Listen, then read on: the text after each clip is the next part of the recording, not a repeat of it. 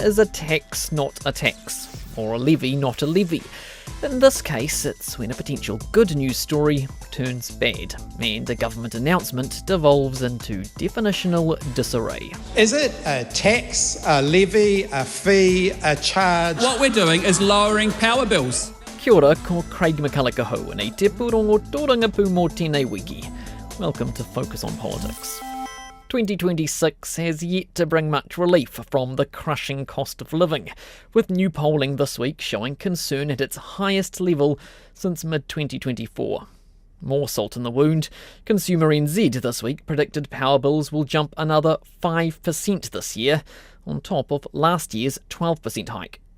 The energy crisis has been driven home by recent price spikes amid a perfect storm of gas shortages, low hydro storage and low wind generation. In all, it's laid the groundwork for an electric face-off this election year, with competing remedies across Parliament and even within the coalition. On Monday, Prime Minister Christopher Luxon and Energy Minister Simon Watts announced part of their solution, pressing ahead with plans to start importing gas as a backup power source. Cabinet has made a definitive decision to build an LNG terminal. We're not going back to Cabinet for a follow-up conversation. That decision has been made and we're going to get on and make this happen. Yes, it's a big decision. Yeah, it's a big intervention. But actually just sitting on our hands like the Labor government did for 6 years and created the problem that we inherited, where we're cleaning up that mess. We'll make no apologies for pushing forward and getting things done. Under the plan, a new import facility will be built in Taranaki to bring in and store liquefied natural gas, or LNG, effectively gas that's been cooled and turned into liquid. That gas will then be held here as a potential backup fuel source in case of dry years. The idea is that will reduce price spikes and therefore the risk premium currently built into power bills. We need to get rid of the dry year risk. And so this gives us certainty of that fuel supply in conjunction with coal.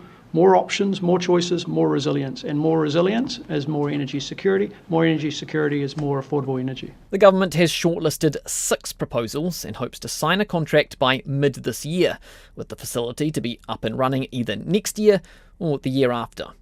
The fact procurement is still underway means some of the details remain unknown.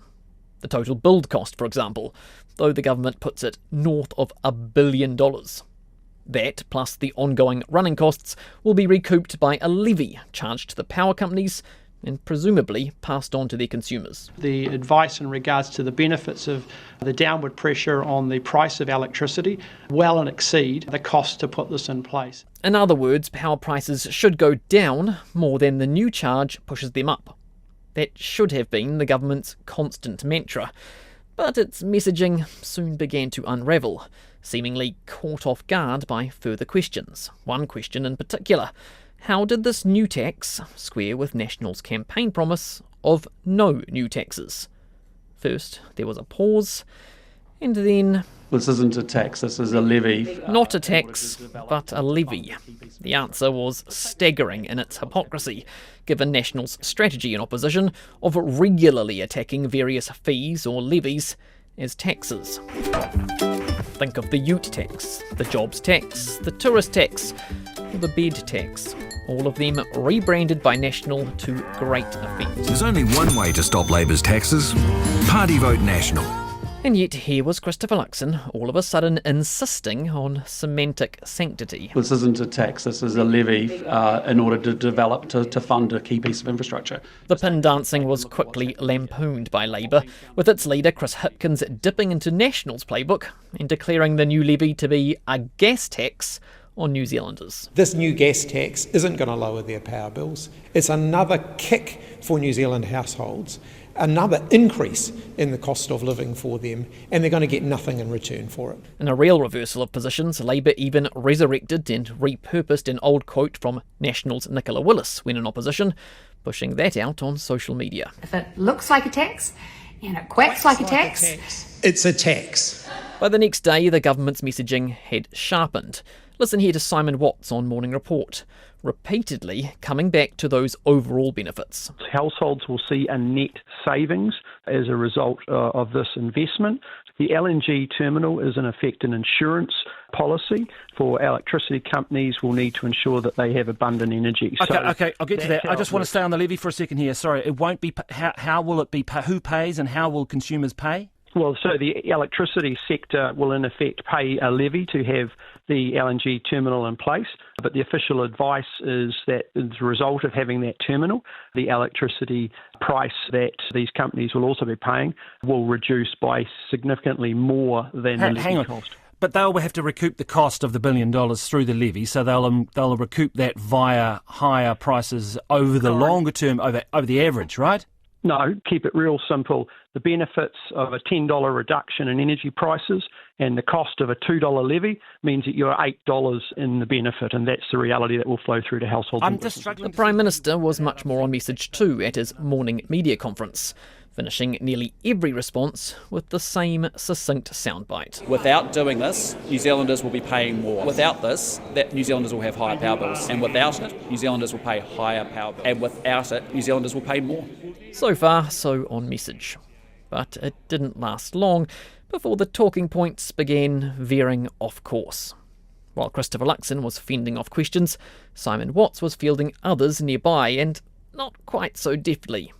The Energy Minister suddenly decided that the levy was not only not a tax, he said it wasn't a levy either. What we've proposed is neither of those. It is a net savings to Kiwi households. It is neither because it is a net benefit to New Zealand households. I've asked you your question 3 times. It is neither. It is a net savings to Kiwi households. Confused? Cue the coalition partners to the rescue. Or maybe not.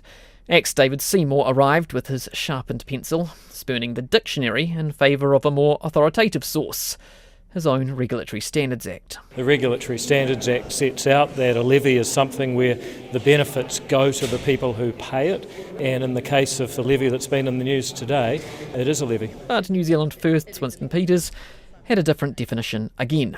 The characteristic contrarian took the debate right back to the start, decreeing that the levy was actually a tax after all. Your initial payment is a tax. Those are the facts, so we should not be wasting our time here with different sort of language trying to explain things away. It's a tax.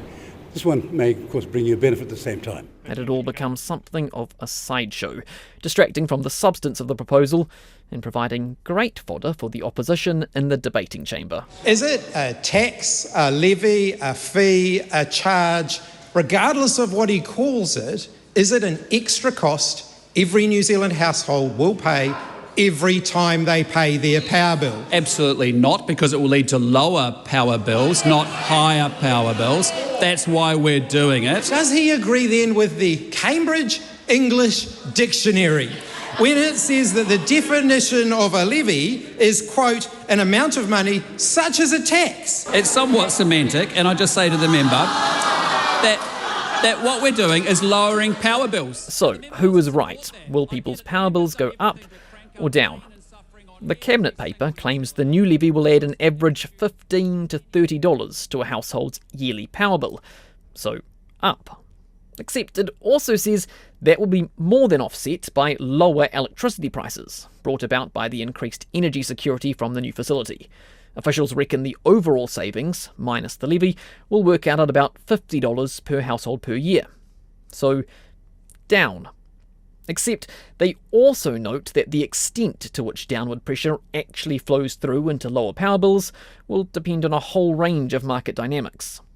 Mercury Energy's chief executive Stu Hamilton appeared on Morning Report this week and was asked for his verdict as one of the power companies which will be hit by the levy. If you're incurring the extra cost, will you absorb that out of the kindness of your heart, or will you have to pass it on as a business? It's early to tell, but certainly if we have to absorb it, then we need to work out how we actually maintain the levels of investment that we keep making in the grid, which requires us to understand the cost. So you pass it on? As I said, it's early to tell, but we'll need to work through that, but it is going to be a cost for New Zealand overall. But what I'm trying to get at here is that the government's arguing that, yes, there might be a levy that could be passed on in the short term, perhaps, to pay for the infrastructure, but they are arguing that long term, actually, consumers will be better off because it will reduce the spikes from dry years. Is that your understanding? Yes, broadly it is. You're right. What will happen in the long term is it should put a cap on the wholesale prices that many commercial industrials face.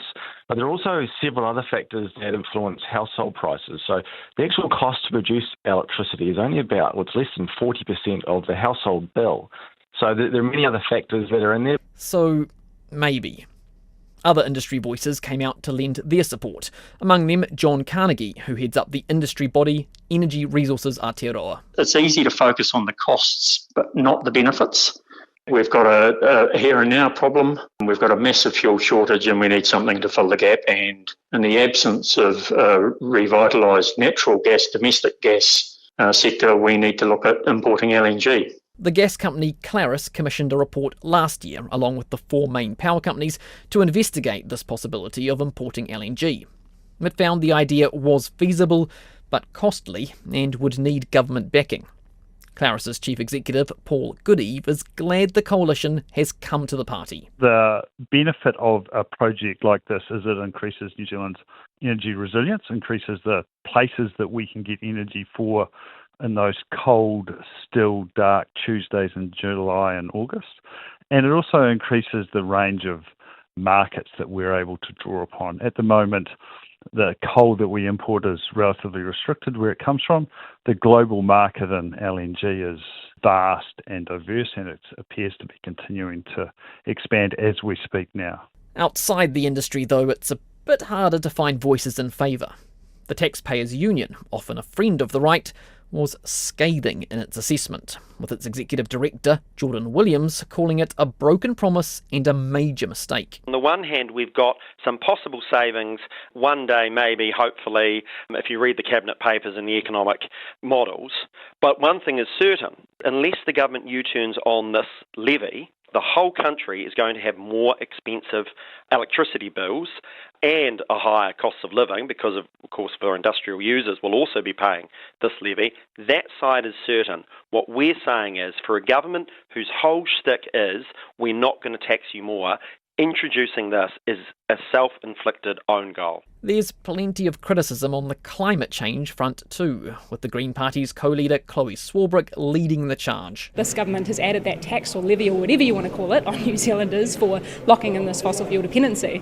There are a billion better things that money could be spent on, like, for example, diversified renewable electricity generation. The climate activist group 350 Aotearoa issued an open letter last year urging against a new LNG terminal funded by taxpayers. The authors argued that rather than providing security, such a move would tie New Zealand to volatile international markets and expose it to global price shocks. As well, they warned that LNG carried a heavy climate burden, roughly 60% more emissions intensive than conventional fossil gas. One of the letter's signatories was Mike Casey from the charity group Rewiring Aotearoa. This government, when they were in opposition, lambasted the GIDI fund, which was the $1 billion fund designed to get industry off gas. They said it was essentially corporate welfare, it was a subsidy, all of these kinds of things. Then on the other side, we're now basically forcing New Zealand's electricity consumers to subsidise or tax or levy or whatever you want to call it into another solution that also costs $1 billion, and this time it's to keep gas going for longer. We should note here that the government's position is that its LNG plan will actually result in emissions going down. Obviously gas has less emissions than coal, but also there is, because of the certainty that we will have sufficient gas available during a dry year, that actually allows the gentailers to release more and use more water than what they normally would. And obviously hydro has a lower emissions profile, so we have had that advice. It's fair to say the coalition parties feel a bit hard done by, given how the week's played out. They contend the only reason they're in this position at all is because the former Labour government recklessly chose to ban offshore oil and gas exploration in 2018. That debate deserves a whole programme of its own. It's true the ban likely reinforced and accelerated investor retreat, but most of the major oil companies were already exiting New Zealand before the ban. And even if there had been a major offshore find in 2018 or after, it almost certainly wouldn't be producing yet. Still, it's a recurring argument. We do not have enough gas, and that's thanks to Megan Woods and her team who banned that gas exploration. Her only plan to deal with that was a $17 billion Lake Onslow project, which wouldn't have been delivered until 2038. Okay. We're putting a solution on the table, and frankly, Labor need to come out with their own. This government came in and they cancelled the work on how it was that we affordably stored energy for dry year risk. It wasn't just Lake Onslow, they cancelled the whole work program. They're now scrambling. As for Labour's energy prescription, Chris Hipkins says, rest assured, it will all be laid out well before the election. I'm taking no options off the table at this point. That includes the prospect of a major shake-up, breaking up the big power companies altogether and splitting the generators from their retail arms. That would be a significant intervention, but there is some appetite within Parliament, indeed within the coalition. New Zealand First's Shane Jones says his party has grand plans. I believe that the gentailers should be split in half. Stand back and watch the next election campaign. They did say the country's heading for an electric election race, a combustible campaign.